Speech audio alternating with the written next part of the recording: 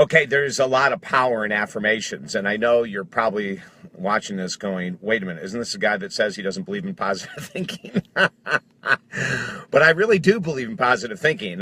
For the first 30 minutes or an hour of every day, I think affirmations, vision boards, journaling, meditation, gratitude, prayers, whatever you do, I think it's crucial. Oh my God, I'll never stop my first hour of every day doing it.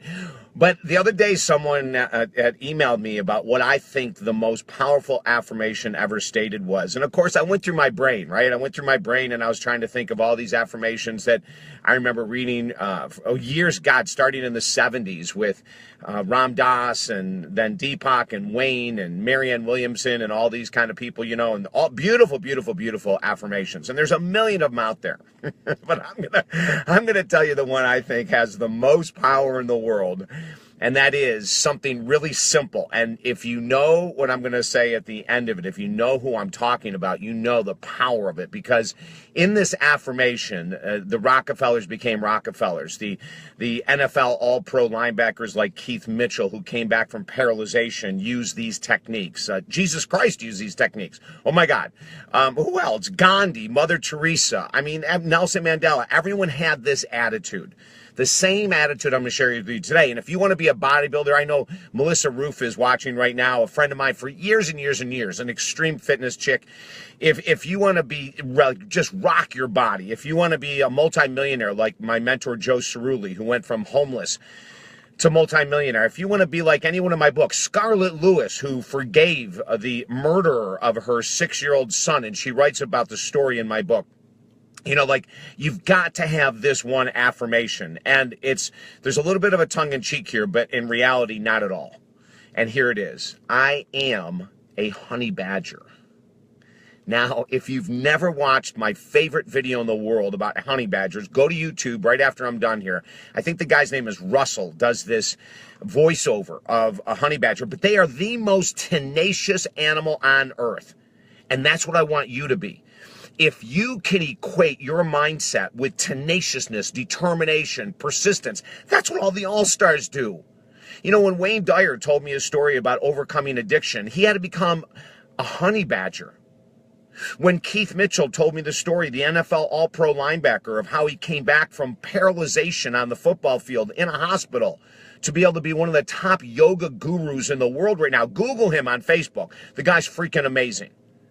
Ray Higdon, who I talk about all the time in my book, who went from foreclosure to multi-millionaire. They're all honey badgers. Evelyn Keeling, who lost 240 pounds to become a bodybuilder at 55 years of age, for God's sake. Honey badger.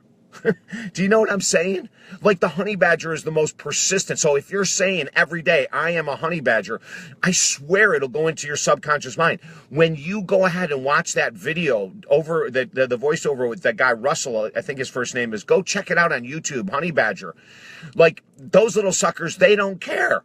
The honey badger just doesn't care about the adversities, about being bit by a cobra, about going into a swarming honeybee nest. Like, that's the attitude we all have to have. We can't be soft in this world. Not if you want to accomplish big goals. If you want exactly what you have right now, you can be soft and gentle and all those kind of things. But if you want something big, if you want big money, huge change in your body, dynamic love. You know, there's a story in our book that we share about this couple where the guy was in an affair, and I worked with them both as their counselor, and he came in, and his very first words were, I'm not sure if I want to let my mistress go and go back to my family. You know, and then his wife came in a few weeks later and said, David, I'm going to fight like hell for this marriage.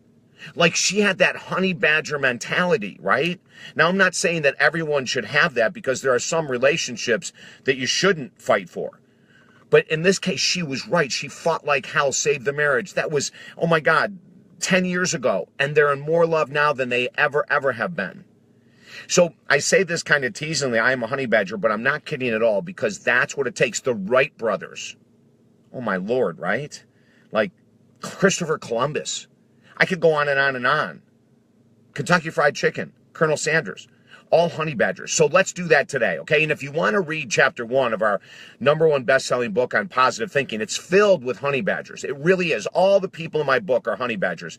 Go to davidessel.com or talkdavid.com and download chapter 1 for free. You're going to freaking love it. Honey badger after honey badger. And then if you really want to be a honey badger, join our new online video community, David Essel's Daily Video Boost. And every day you're going to get a video that says, hey, I want to be a honey badger and I'm proving it. I'm going to watch this video and do what David recommends every day, okay? So join us. Whatever you do, never stop being a honey badger and you will be victorious. I'm David Essel. Have an awesome, awesome day. Yes, I am a honey badger.